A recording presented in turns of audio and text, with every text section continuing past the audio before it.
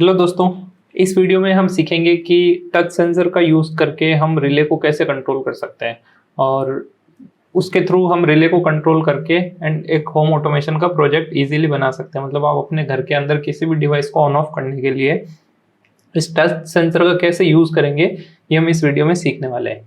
तो चलिए शुरू करते हैं। तो सबसे पहले तो मैं आपको बता दूं कि जो हमारा टच सेंसर है ये आपने जैसे इसका इंट्रोडक्शन का वीडियो आप देख लीजिए अगर आपने नहीं देखा है तो उसमें हमने डिस्कस किया था कि ये 5 वोल्ट पावर सप्लाई पे काम करता है और ये जो हमारी रिले है ये भी सिंपल 5 वोल्ट पे काम करती है। तो सबसे पहले हम पावर सप्लाई का कनेक्शन बना लेते हैं, देन उनके बाद इनको आपस में इंटीग्रेट करेंगे।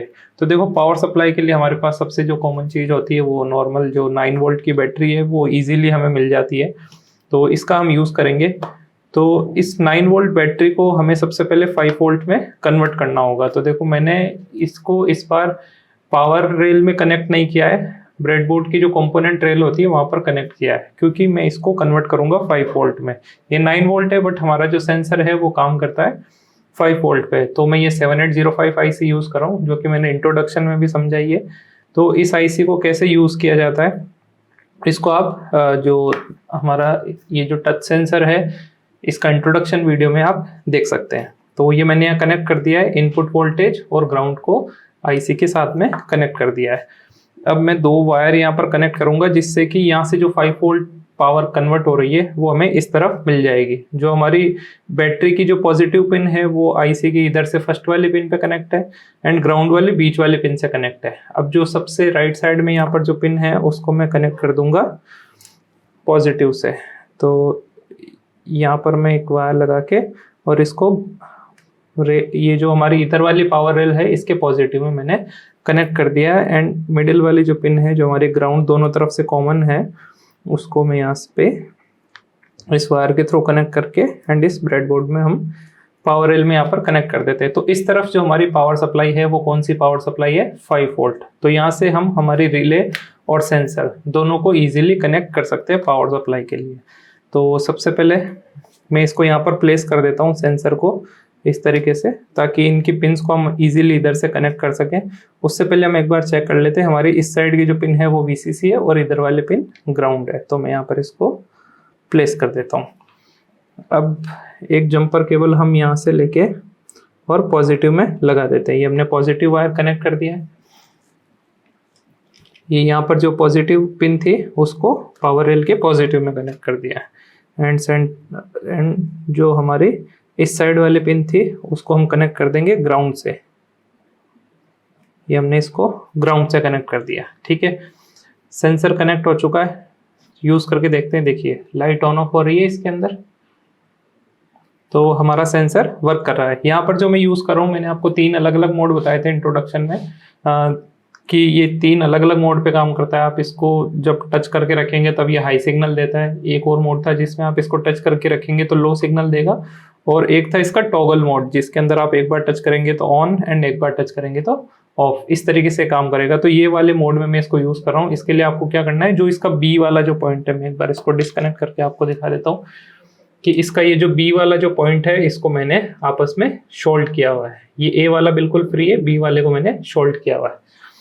तो इसको हम वापस यहाँ पर प्लेस कर देते हैं। अब कनेक्शन करेंगे हम रिले का। तो देखो रिले के कनेक्शन के लिए हमें 3 जंपर केबल की रिक्वायरमेंट होगी।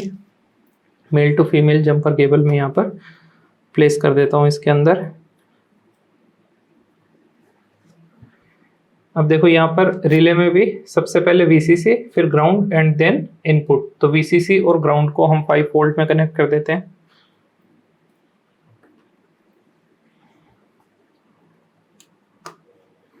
ये रिले की LED ऑन हो चुकी है, ठीक है। तो रिले को पावर मिल गई है। अब जो हमारा सेंसर है, सेंसर में जो सिग्नल वाली पिन है उस पर हम रिले को कनेक्ट कर देंगे, ठीक है। ये कनेक्शन हो गया हमारा कंप्लीट। अब हम चेक करके देखते हैं कि ये वर्क करता है या फिर नहीं। तो अब देखो